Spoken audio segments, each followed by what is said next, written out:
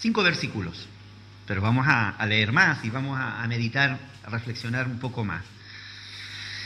Hebreos 12, del 12 al 17. Gloria al Señor. Amén, aleluya. Gloria al Señor.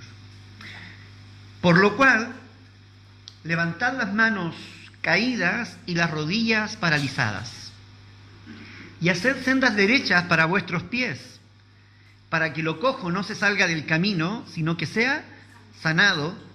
Seguid la paz con todos y la santidad, sin la cual nadie verá al Señor.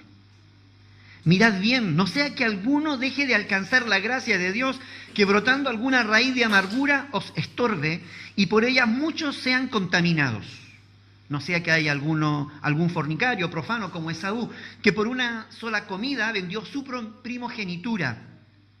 Porque ya sabéis que aún después, deseando heredar la bendición, fue desechado y no hubo oportunidad para él arrepentimiento, aunque la procuró con lágrimas. Quiero quedarme con el versículo 12. Bueno, vamos a hablar todos los demás. Pero quiero comenzar con el versículo 12. Por lo cual, dice ahí una frase, ¿no? Por lo cual, debido a lo antes mencionado. Y si nosotros leemos el capítulo 11 y el 12, podremos entender a qué se refiere el apóstol que escribió este libro, ¿no? El escritor de Hebreos. ¿A qué se refiere con ese por lo cual? Si uno mira los capítulos anteriores, tú abres tu Biblia, das la vuelta a la hojita hacia atrás, te vas a dar cuenta que el capítulo 12 está hablando de los héroes de la fe, dice, ahí tiene un título de héroes de la fe. Porque está hablando de la gran fe de algunos personajes bíblicos del Antiguo Testamento. Allí aparecen Abraham, incluso aparece la ofrenda de Abel, ¿no? Aparece Abraham, aparece Jacob, aparece Noé, aparecen una serie de personajes, ¿no?, que se destacaron por su fe. ¿Sí? Se destacaron por su fe. Y por eso le llaman al capítulo 11 el capítulo de los héroes de la fe. Y comienza hablando de lo que es la fe, que la fe es la certeza de lo que se espera, la convicción de lo que no se ve, que por la fe alcanzaron buen testimonio los antiguos, que sin fe es imposible agradar a Dios. Es todo un argumento en base a lo que es la fe. A lo que es fe, creer en Dios, confiar en Dios, y da diferentes matices de lo que es la fe. Porque a veces nosotros nos quedamos con la fe y preguntamos, ¿qué es la fe? Creer. Y nos quedamos muy panchos. Pero la fe es más que creer, es confiar, es seguir, es depositar la mirada en Cristo, es aferrarnos a Él como nuestra salvación, ¿no? Etcétera. Tiene muchos matices el concepto de fe. No es simplemente creer por creer, no. Tiene que ver con una fe activa, tiene que ver con un confiar de manera activa, ¿no?, en los brazos del Señor. Pero bueno, el capítulo 11 viene hablando de todo eso. De hombres de fe, hombres que entregaron sus vidas, hombres que se sacrificaron, hombres que dieron el todo por el todo a causa de la fe en el Señor, confiando en Dios, creyendo en Dios. Algunos que salieron a lo desconocido como Abraham, simplemente confiando en que Dios les estaba guiando. Otros, dice, fueron aserrados a causa de la fe. Otros murieron a causa de la fe. Otros murieron sin recibir lo que habían recibido como promesa, pero confiaban en que el Señor era fiel a sus promesas, ¿no? Porque las promesas no eran para su tiempo, eran para después. Pero bueno, eran personas de fe. Entonces el capítulo 12, si tú lees el versículo 1, comienza con una cosa muy interesante. Él comienza hablando de una nube de testigos, ¿no? Una nube de testigos. Y esa nube de testigos se refiere a toda esta gente que está en el capítulo 11, en cierta medida. Lo que quiere aquí graficar el escritor es como estar en donde se corre. Ayúdenme.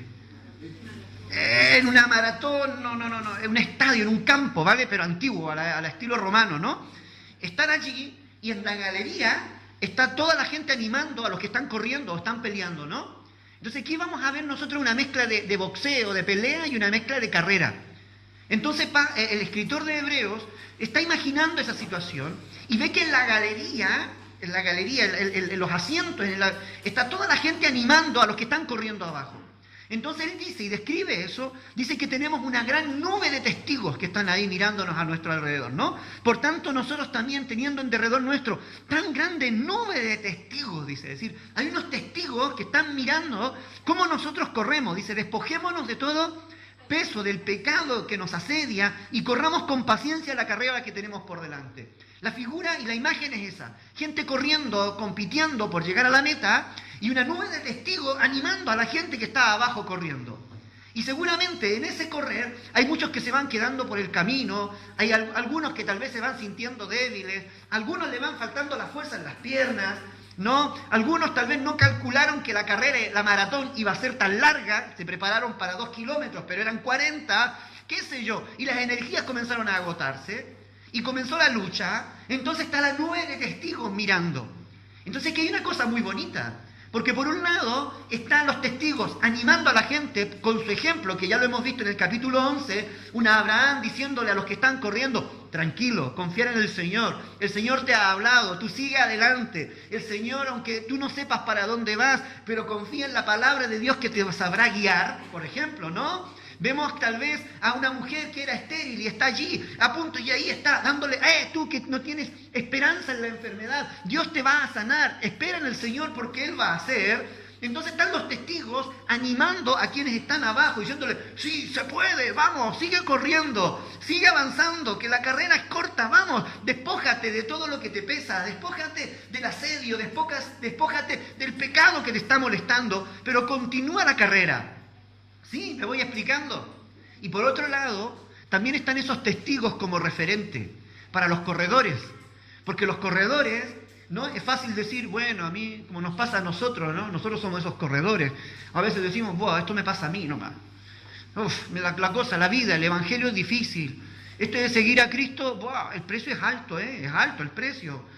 No, mira, todas las dificultades, cuando más decido servir al Señor, todo se vuelve en contra, ahora que he tomado estas decisiones, todo se ha torcido, ¿no? En cambio, si vamos corriendo y pensando eso, miramos a esos testigos que están allá y de pronto vemos allí a un Abraham, vemos allí a un Moisés, vemos allí a un Josué, que por la fe taparon la boca de fieras, dice, que por la fe conquistaron reinos, que por la fe hicieron huir ejércitos, que por la fe hicieron grandes cosas en el nombre del Señor. ¡Buah! Y uno va corriendo y mira, bueno, si ese pudo, bueno, Señor, también, ¿no? Entonces están los testigos para servir de referencia, pero también para animarnos y acompañarnos en cierto sentido con su testimonio en la carrera que tú y yo estamos teniendo. Porque lo que tú y yo estamos viviendo no es nada nuevo. Otros ya lo han vivido antes. Lo que tú y yo estamos pasando no es nada nuevo. No eres el único. No eres el único que todo está confabulado contra ti y el universo entero parece que te quiere hacer la vida imposible. No eres el único. Ya le han hecho la vida imposible a otros. Hay otros que han tenido que salir huyendo. Hay otros que han tenido que salir escondidos. Hay otros que han tenido que huir en medio de situaciones. Hay otros que han pasado por crisis económicas. Hay otros que han llorado porque la novia los dejó o el novio los dejó. Hay otros que han llorado. Han llorado porque han perdido. Hay otros que lo han hecho. Y esos testigos son los que nos sirven para animarnos y de referencia. Entonces el escritor dice, despójate frente a esta nube de testigos, porque esos testigos también un día ante el tribunal de Cristo, cuando tú te pares y te quieras justificar, van a estar esos testigos. Y Dios va a decir, si ellos pudieron, ¿por qué tú no? ¿Sí o no? Si ellos pudieron, ¿y tú por qué no? No, es que era difícil. Bueno, para este otro le fue más difícil. Mira, le cortaron la cabeza, ¿y tú? Este otro sí que le era difícil, porque este sí que quedó en la calle. Mira, tú no, al menos tenías que comer todos los días. Pero este otro, ¿no? Abandono total, miseria total. Y ahí están los testigos.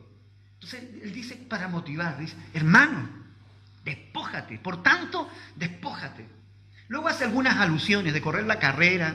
Luego dice en el versículo, el versículo 2 y 3 pone como no solamente de testigo a los referentes del capítulo 11, a los patriarcas del Antiguo Testamento, sino que pone como referencia a Jesucristo mismo. Que Jesucristo mismo sufrió, que Jesucristo mismo padeció. Mire, puesto los ojos en Jesús, el autor y consumador de nuestra fe. Qué bonito, ¿no? El cual por el gozo puesto delante de él sufrió la cruz, menospreció lo oprobio y se sentó a la diestra del Padre. El autor y consumador de nuestra fe es Jesucristo. Y él pagó el precio de nosotros y sufrió tanto y más que nosotros. Y él es como referente también a lo que nosotros podemos seguir. El versículo 4, este versículo a mí me llamó mucho la atención. Dice, porque aún no habéis padecido, le dice a los hermanos que le está escribiendo aquí, a los hebreos, ¿no? Le está diciendo a los hebreos, le está diciendo, mire, ¿tú crees que has sufrido? Pues espérate, porque aún no habéis resistido hasta la sangre, combatiendo contra el pecado. Es decir, yo no te he visto que haya habido sangre de por medio, como en otros casos, a causa de la fe. ¿Alguno de vosotros habéis resistido hasta la sangre ya? ¿Les han dado alguna paliza y los han dejado así, con el ojo negro, la oreja por la espalda, alguna cosa, no sé, por causa de Cristo? No, aún no habéis padecido por la sangre. ¿Sabe cuál es la figura aquí que viene narrando? Es la del boxeo, las peleas romanas, las greco-romanas, donde se daba y la sangre volaba y...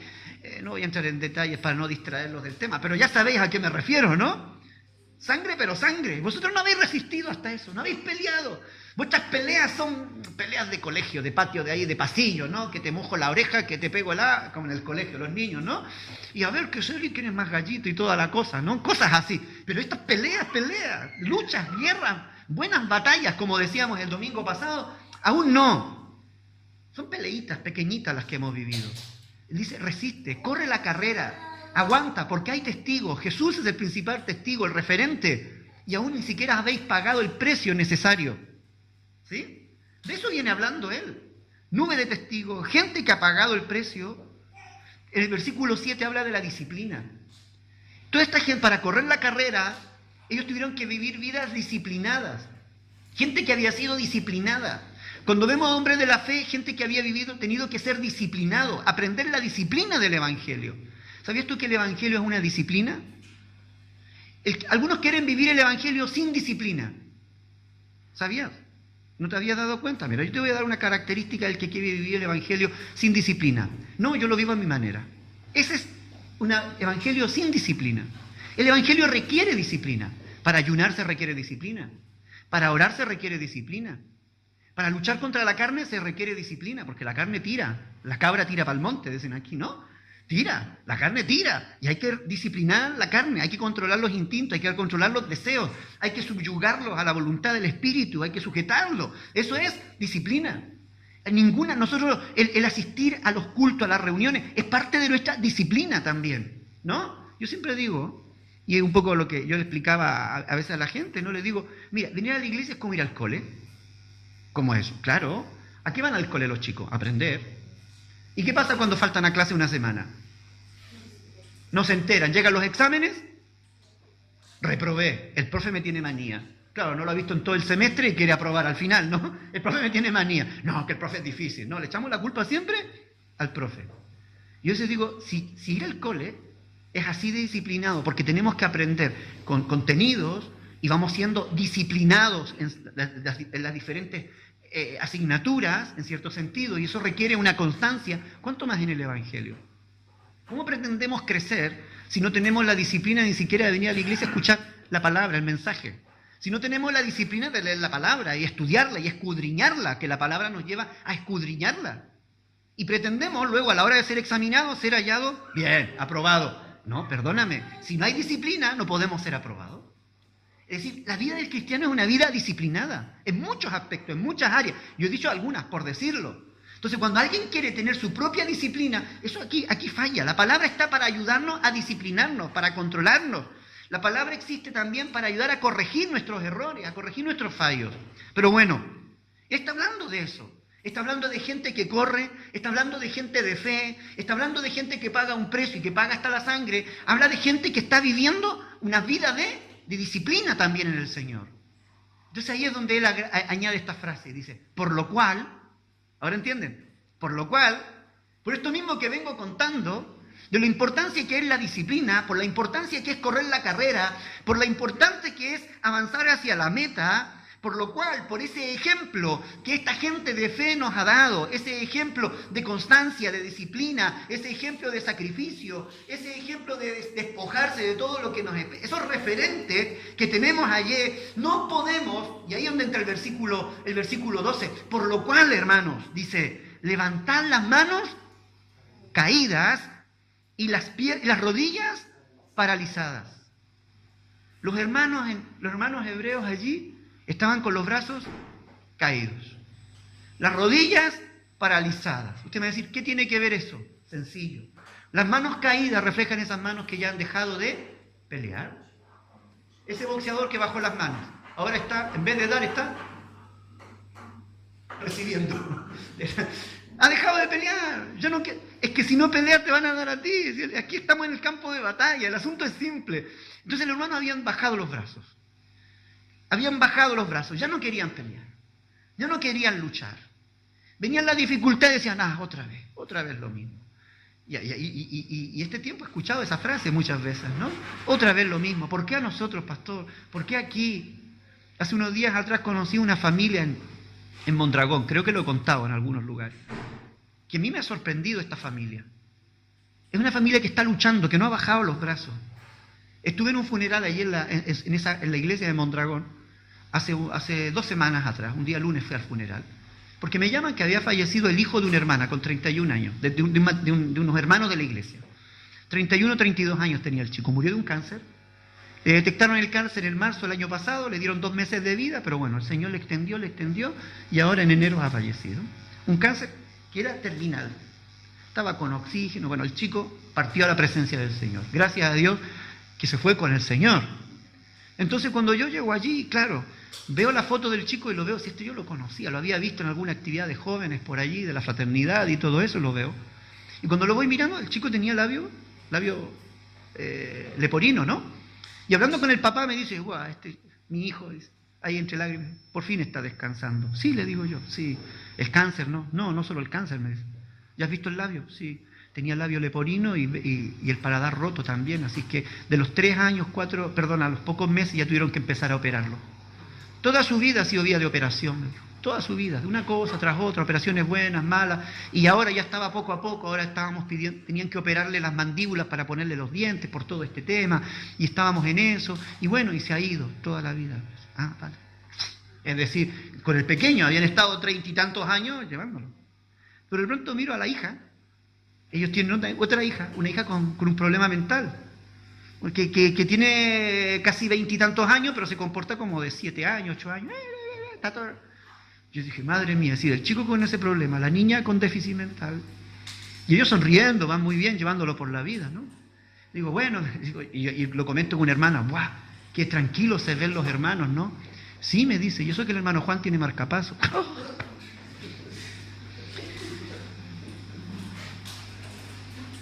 Tiene marcapaso el hermano, es decir, lo habían operado el corazón y lo tenía marcapaso. ¿A ti te está yendo mal? ¿Alguien se puede quejar? ¿Alguien se quiere quejar ahora? ¿Alguien se quiere quejar?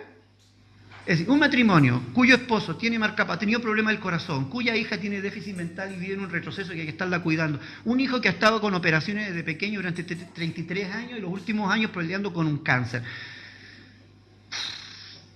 ¿Es para bajar los brazos o no es para bajar los brazos? Muchos de nosotros, por menos bajáis los brazos, por menos a veces bajamos los brazos. Pero esa gente a mí me dio un ejemplo de fe, es decir, se mantuvo firme, no bajó los brazos, porque entendían que hay una nube de testigos, entendían que está Cristo de por medio, y entendían que la disciplina de la fe les iba a ayudar a seguir avanzando y seguir adelante. Es decir, la fe, hermano, no es simplemente un tema en que tú quieras agradar a Dios como que Dios fuera un crío al cual hay que estarle agradando. No, Dios no es un crío al que tienes que estarle agradando. Si tú le agradas a Dios, te hace bien a ti. Tú eres el bendecido, tú eres el que crece, tú eres el que avanza, tu vida es la que prospera, tu vida es la que se salva. Él no, Él ya está sentado en el trono, al control de todo. Nosotros somos los beneficiados, en medio de la crisis, en medio de los problemas, en medio de esta dificultad. Imagínate cuántos años este hombre, esta familia viviendo con eso. Pero tú los miras a la cara y no hay una mirada de reproche, no hay una mirada de angustia, no hay una raíz de amargura. Yo los miro a ellos tan descansados en el Señor, un poco triste. El miércoles vi a la hermana allí, otra vez, la saludé. ¿Cómo estás? Aquí vamos un poco, lo echo de menos, aquí. Pero el Señor, sí, el Señor es mi fortaleza. Me dice, estoy aferrado a Él. Y ahí tirando para adelante, porque el Señor ha sido el todo para su vida, es la roca sobre la cual se han fundamentado su fe. Por nada, y aquí los hermanos habían bajado los brazos, las rodillas se habían paralizado. ¿Qué significa? Dejaron de correr. Las 2 figuras anteriores ahora se aplican aquí. El que ya deja de pelear, el que deja de correr. Estaban paralizados. En la fe ellos decían, yo ya no quiero nada con Dios, yo ya no quiero avanzar, estoy pasando lucha, estoy pasando contienda, estoy pasando dificultades, mi fe se ha debilitado, yo ya no doy más. Y yo veo aquí entre líneas, los versículos siguientes, 2 causas, y creo que hay 2 causas que es bueno tenerlas presentes y es bueno considerarlas. Mire lo que dice luego el versículo 13, 14 y 15.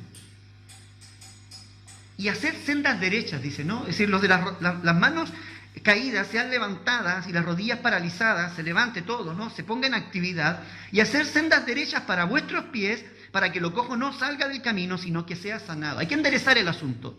Tiene que volver otra vez a entrar a la línea recta, ¿no? A la línea recta. Pero aquí hay un versículo que a mí me parece clave, versículo 14. Seguid la paz con todos y la santidad sin la cual nadie verá a Dios. Seguir la paz con todo y la santidad sin la cual nadie verá a Dios. Una pregunta un poco obvia, ¿no? ¿Por qué creéis que el apóstol está diciendo, o el escritor está diciendo, seguir la paz con todos? Dígalo, obvio, ¿por qué? ¿Había paz entre ellos? No, habían problemas entre ellos. Seguir la paz con todos. ¿Con cuáles todos? ¿A cuáles todos creéis que se refiere? ¿A los hermanos? ¿Cuánto dicen los hermanos? Yo solo, vale, bajo la mano porque estoy solo en el asunto, ya me han pillado. Eduardo, habemos dos que dicen los hermanos, vale. ¿Quién más? ¿Los hermanos? ¿Qué más? ¿Con todos? Todos. Mire, yo busqué en el griego, el original griego, busqué la palabra todo significa todos. Todos, de verdad, todos. Tu todo, ¿cuál es tu todo? Los hermanos de la iglesia, la congregación, tu familia, el papá, la mamá, el hermano, la vecina, la suegra. También, bendita la suegra. Con todos tener la paz. Con todos los que, seguir la paz con todos. ¿Y eso qué tiene que ver con la fe? ¿Tiene que ver con la fe o no tiene que ver con la fe? Claro que tiene que ver con la fe. Porque nosotros no vivimos una fe monástica, aislado del todos. ¿Sí? Nosotros no vivimos una fe monástica, aislado del todos. Hay unos que viven esa fe mística, aislado del todos. Se van a la montaña y allí, que nadie los vea, yo y Dios, sí, yo y Dios, nadie más. No, porque lo otro es el mundo pecaminoso, así que no vamos a bajar al pueblo, ¡ay, el mundo! Algunos no se van a la montaña, pero viven ese evangelio también a nivel personal, aquí en medio de la ciudad. No saludan al vecino, no saludan a nadie, porque ahora nosotros somos cristianos. Y no podemos tener amigos que sean mundanos, porque me contaminan.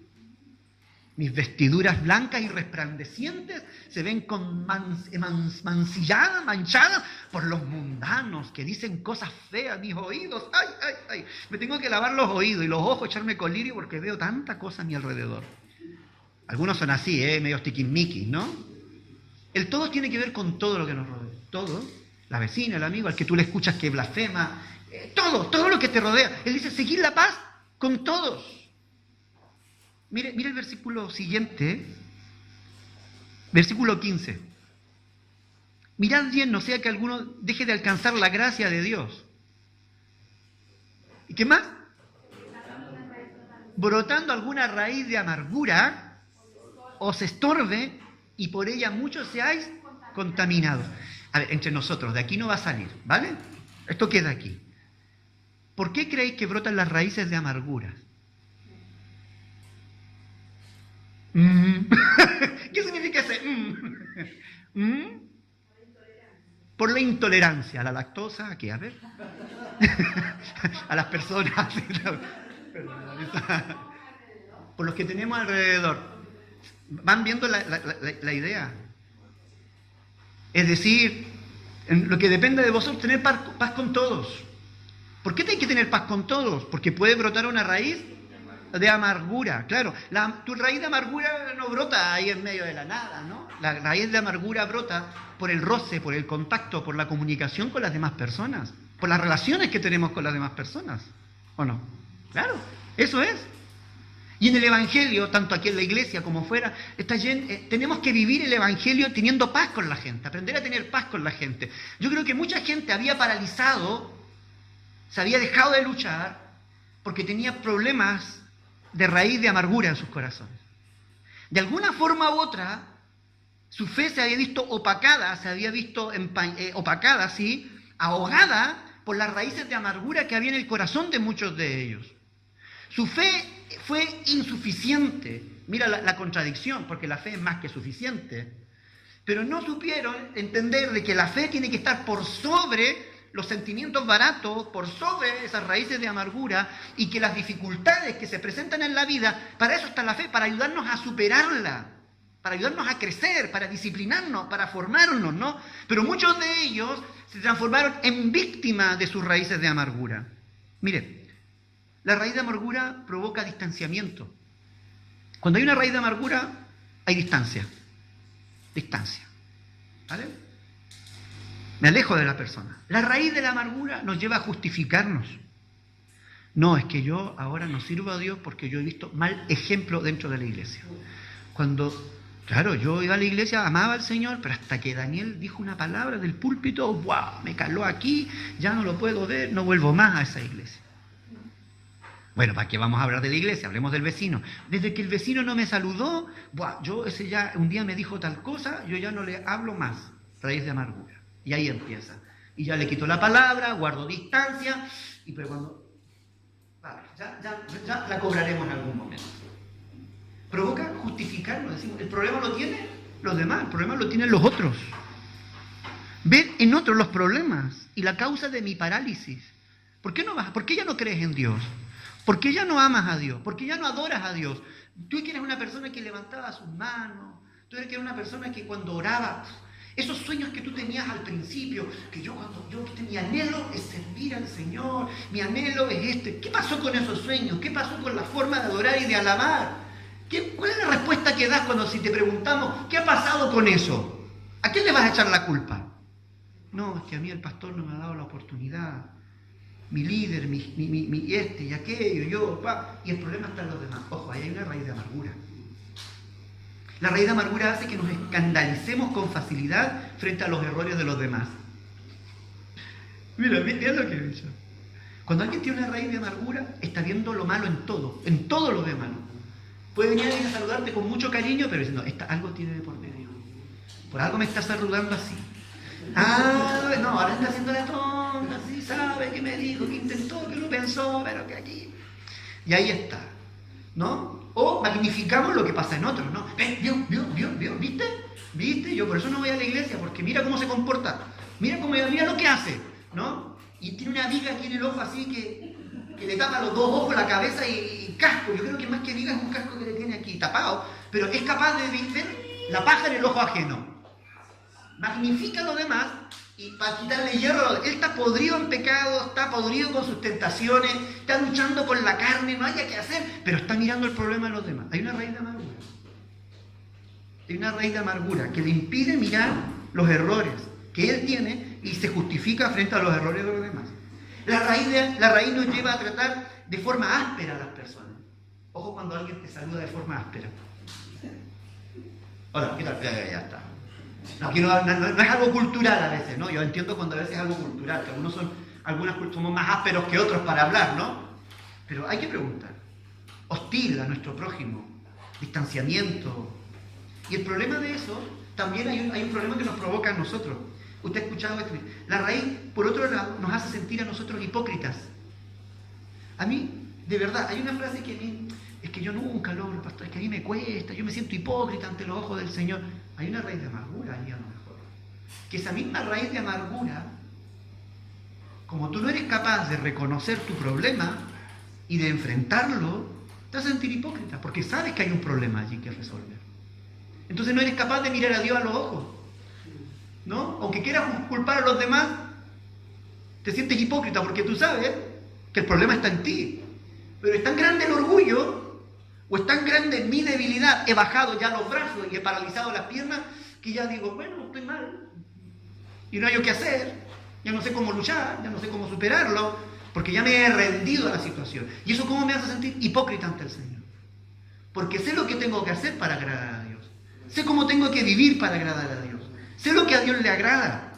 Pero yo no estoy dando el pie, no estoy dando la altura. ¿Por qué? Porque hay raíces de amargura muchas veces, otras veces otra causa, pero a veces hay raíces de amargura, porque no he perdonado, porque he hablado de más, porque he dicho cosas, he actuado de determinada manera en contra de quienes me rodean, ¿no?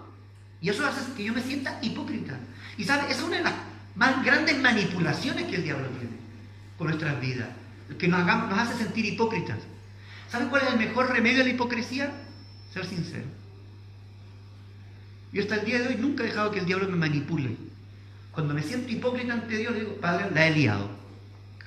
Así, en frío, no en que me ponga música de fondo, nada. Esa música, no bajo música de YouTube para orar, así, para transportarme, no. Así en frío, Señor, la he liado.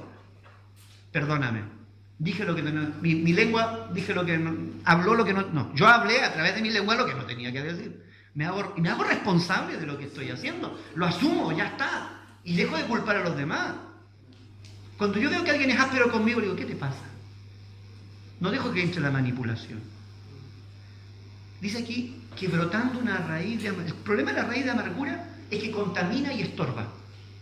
Estorba nuestra relación con Dios, nos impide correr la carrera, nos paraliza automáticamente, nos paraliza y dejamos de correr, bajamos los brazos porque tenemos una raíz de amargura que está dando allí y nos estorba en nuestra relación con Dios, nos estorba en nuestra relación con los hermanos, nos estorba para hacer la obra de Dios, para hablar la palabra de Dios de nuestros labios, para que el Espíritu Santo nos use, nos estorba. Y no solamente nos estorba, contamina.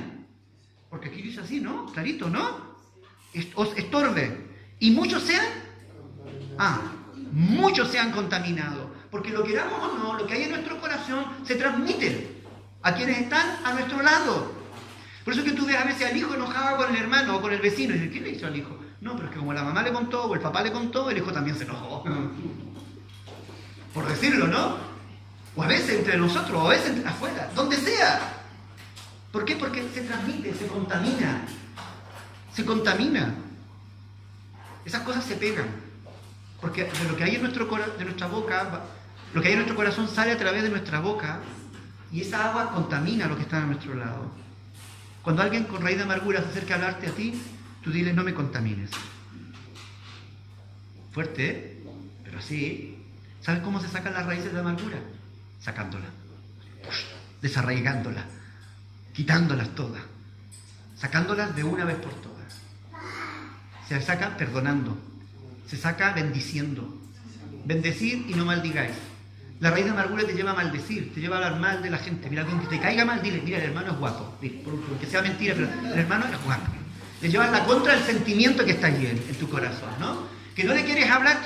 Oye, Jairi, voy a hablar con el hermano, voy a hablar con el vecino, le voy a dirigir la palabra. Pero no caigas en la manipulación diabólica, que lo único que hace es amplificar la raíz de amargura. Todo lo que tú sientes hacer producto de esa amargura, haz lo opuesto.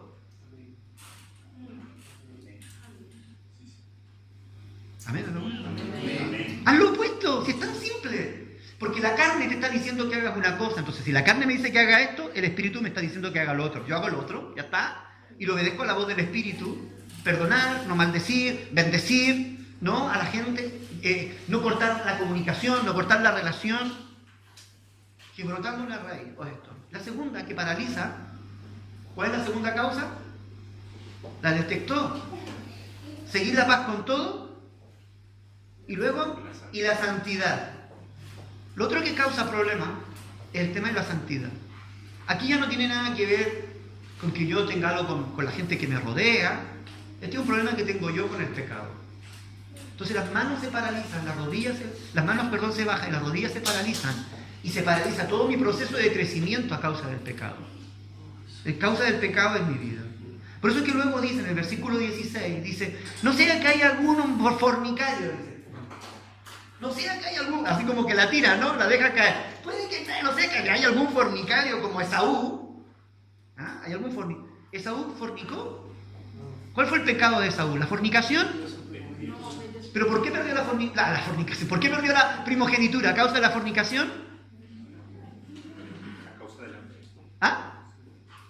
A ver, dígame, ¿por qué perdió la primogenitura? ¿Alguien me puede decir, se acuerda por qué? Vendió la primogenitura por un plato de lenteja. Significa que él tenía la primogenitura y un día llegó con hambre y Jacob le dijo, vale, dame la primogenitura y yo te doy un plato de lenteja. Un guiso rojo, no sé si tendría chorizo, pero era rojo, la cosa allí.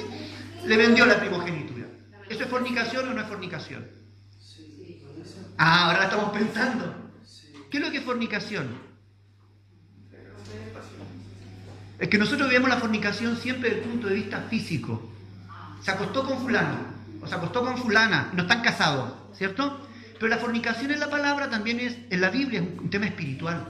Es cuando tú le das la vuelta espalda a Dios. Cuando tú no eres leal a Dios. Cuando tú no eres fiel a Dios. ¿Me explico? El pueblo de Israel fornicaba con otros ídolos. No es que se iba a la cama con los ídolos, no tiene nada que ver ahí. Él tiene que ver que el corazón de ellos iba tras otros ídolos. El problema de Esaú, fornicó a Esaú. Porque dio la vuelta, su corazón dio vuelta la espalda a Dios. Amó más los platos de lentejas que lo que Dios tenía para su vida. Eso es fornicación. Es decir, cuando tú amas más los proyectos de este mundo, amas más tus sueños personales, amas más lo que tú anhelas en tu corazón, amas más eso que lo que Dios tiene para tu vida, tú has fornicado. Dios dice, tú eres un fornicario, porque amas más a la otra que a mí. Y esa otra es todo lo que el mundo te ofrece. Esa otra son tus pasiones. Esa otra puede ser tu carne. Esa otra puede ser todo lo que no sea la voluntad de Dios y que tú ames más lo otro. Esa otra, tú estás fornicando. Ese es un ídolo también, le podríamos decir, ¿no? Todo lo que ocupe el lugar de Dios y tú vas en favor de ello y das tu vida por ello y le das la espalda a Dios, has fornicado. Por eso es que él está diciendo que Saúl fornicó. Porque amó más el placer del presente, ese plato de lenteja, y no valoró la primogenitura, todo el plan y el proyecto de Dios que tenía con su vida. Dios tiene primogenituras para nosotros. Yo pensé que iba a decir amén. Pero primogenituras son todos los planes y proyectos que Dios tiene para tu vida. Todos los anhelos, los sueños que Él diseñó desde antes de la fundación del mundo, los diseñó para tu vida. ¿Sabías que Dios tiene un plan y tiene un sueño contigo? Él fue el primero en saltar de alegría cuando tú y yo nacimos aquí en la tierra. De verdad, yo creo que Él fue. No encendió el puro porque era pecado, pero sí. Pero Él fue el primero en saltar de alegría cuando nosotros nacimos aquí en la tierra. Porque dijo, mi proyecto a través de Johnny se va a poder llevar a cabo. Por fin, ahí está Johnny. Está naciendo, llorón, es medio feíto, pero hay plan para él, ya. Qué bueno que haya nacido. ¿Sí? Dios, ¿por qué? Porque tenía un plan con nosotros. El hecho que yo haya aceptado su plan en mi vida y lo esté viviendo y lo esté desarrollando, estoy en línea, alineado con él. Pero yo podría haber fornicado en ese sentido. Y haber dicho, ¿sabes qué, Dios? Muy bonito el ministerio, muy bonito tus planes, pero déjame a mí que yo quiero hacer otra cosa. Quiero seguir tocando en las bandas por allí, o quiero seguir haciendo esto otro, meterme a esto otro. Y dedicarme a criar los hijos y tranquilamente no me vengas con Dios. Yo hubiese perdido la primogenitura por tonteras de este mundo. ¿Me voy explicando? Y nosotros diariamente estamos en la disyuntiva. Semanalmente, de tiempo en tiempo, Dios nos pone en la disyuntiva. ¿Plato de lenteja o primogenitura? ¿Plato de lenteja o primogenitura? Mi plan, mi proyecto, mi voluntad o tu voluntad, tu sueño, tu anhelo, tu propósito. ¿Qué quieres? Eso es fornicación. Lo dejo claro. Entonces, aquí había un problema con el pecado en el corazón de la gente. Porque el pecado, hermanos, lo que era o no, nos paraliza. El pecado no llega de la noche a la mañana. Yo ya me he contado la historia del huerto de Edén. Alguna vez la hemos comentado. Algunos piensan que Eva pasó por el árbol y dijo, yo quiero ese árbol, yo quiero comer esa fruta a la primera. El texto hebreo lo que hace entender es que pasando una y otra vez y viendo el árbol, ella comenzó a codiciarlo. Nosotros lo que vemos en un texto y en un momento, el texto hebreo lo refleja como un proceso de descomposición, donde algo tal vez a la primera ella dijo, no, porque Dios no quiere que comamos así radicalmente, hasta que llegó el día en que ella empezó a pensarlo, a mirarlo, a verlo, a codiciarlo, hasta que entendió la mano, lo cogió y comió. Porque el pecado en nuestra vida es así. Primero es repugnante. Decimos no porque amo más a Dios, somos fieles a Dios. No porque yo quiero vivir en santidad para sus planes, no porque yo quiero obedecer su palabra pero a rajatabla, no porque yo quiero vivir para Él, así. Pero de pronto el pecado empieza a entrar en nuestra vida. Aunque Dios ha dicho que esto es malo, no, seas tonto. Eso es antiguo, eso es arcaico. Somos modernos. La iglesia tiene que ser moderna. El cristiano tiene que ser moderno también. Entonces, ¿cómo eso le vas a llamar pecado? El pecado ha sido siempre el mismo, antes y ahora. Está vestido de otra manera, pero es pecado. Te lo venden de otra manera, pero es pecado. ¿No? Los pecados de los ojos, los pecados de la carne, ¿no? La vanidad de esta vida. Todo lo que va alimentándonos. El pecado es pecado. Y a la medida que nosotros vamos aceptando pecado en nuestra vida se va paralizando. Y yo he visto en la vida eso, dos causas. Cada vez que yo veo a alguien paralizado, digo, ¿qué te ha pasado? Me cuenta que tiene un problema con alguien, se ha escandalizado por alguien, o simplemente me he dado cuenta que sus prioridades y su pecado, su vida de pecado ha ido aumentando. Yo con tristeza hoy veo mucha gente fuera del Evangelio. Y a ellos siempre los clasifico en estos dos. Es gente que se ha ido del Evangelio hablando mal de todos y viendo la paja en los ojos de los demás y no viendo su viga. Y también he descubierto que la gran mayoría de ellos ha sido porque ya no podían seguir luchando contra el pecado. Y el pecado los terminó venciendo. Entonces se paralizaron y luego no encontraron mejor excusa que culpar a los demás para ellos poder vivir su vida de pecado. ¿Saben, hermanos? Nos engañamos a nosotros mismos. Cada vez que culpamos a los demás de nuestras dificultades, de nuestros problemas, nos engañamos. Porque el problema va a seguir allí. El problema no se soluciona culpando a otros. El problema se soluciona enfrentándolo, confesándolo, poniéndole cara y levantándonos. Hebreo está diciendo aquí el autor, levántate. Y en esta mañana el Señor quiere decirte, levántate, levántate. Tus manos que un día pelearon, que un día lucharon, que un día se esforzaron, esas manos que tal vez en algún momento trabajaron, que en algún momento sirvieron al Señor y que ahora están allí, es tiempo de levantarlas. Que vuelvan a ser manos activas, manos que sirvan, manos que sean útiles. Esas rodillas que se han detenido y que ya, no, mire, déjeme tranquilo, yo voy a ir a mi ritmo, porque están rodillas paralizadas, porque no quieren caminar. Dios dice, amigo, amiga, hijo, hija, ponte a correr, que el tiempo se agota, el tiempo de mi venida está cerca. O si no viene Él, te llama a su presencia, y si no estás presente, no estás corriendo, ahí te has quedado. Es tiempo de correr, es tiempo de avanzar, es tiempo de despojarnos de todo lo que nos pesa. Hay que continuar corriendo, no permitas que nada te paralice, que nada te detenga, porque hay una nube de testigos que un día va a atestiguar a favor o en contra nuestra. Hay una nube de testigos que hoy nos está animando, nos está desafiando, diciendo que ellos pudieron, y si ellos pudieron, nosotros también podemos. Hay una nube de testigos y está Jesús como testigo también, llamándonos, diciéndonos, ven, está en la meta, como leíamos hace un rato, en el supremo llamamiento de Jesús ahí en la meta, diciéndonos, ven, ven, ven, porque Él tiene una corona de justicia para darnos a nosotros si luchamos y si corremos legítimamente. Está ahí el Señor para nosotros. Entonces no quiere que sigamos con nuestras manos caídas y con nuestras rodillas paralizadas, sino que nos levantemos en victoria, que nos levantemos en poder, que no le echemos la culpa a papá, a mamá, al hermano, a la hermana, no importa, somos imperfectos, de verdad. Y miremos al Señor, a Cristo, porque Él es el autor y consumador de nuestra fe. Él es la fuente de nuestra fe. Pongamos nuestra confianza en Él. Todas las cosas cambian, todo lo demás es fluctuante, todo lo demás es hostil, puede ser, pero Cristo es lo mejor que nos puede haber pasado. Cristo es lo mejor que tú y yo podemos experimentar y vivir en nuestra vida. Vivamos como Él, no seamos como Esaú. Y lo más triste, y termino con esto, cuando uno lee el versículo 17, porque ya sabéis, hablando de Esaú, que aún después, deseando heredar la bendición, fue desechado. Y no hubo oportunidad para el arrepentimiento, aunque la procuró con lágrimas.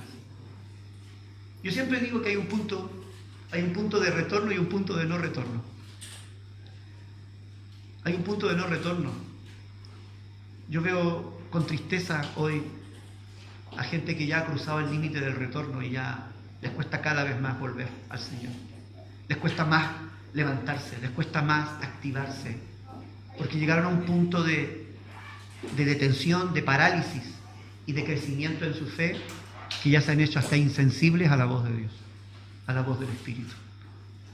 Y yo los miro con tristeza, no por Dios, porque a Dios, Él ya está sentado en el trono. Yo veo con tristeza esas vidas, porque son vidas que van a ir rumbo a la perdición, son vidas que van a dejar de brillar, la sonrisa se acaba, ¿sabe?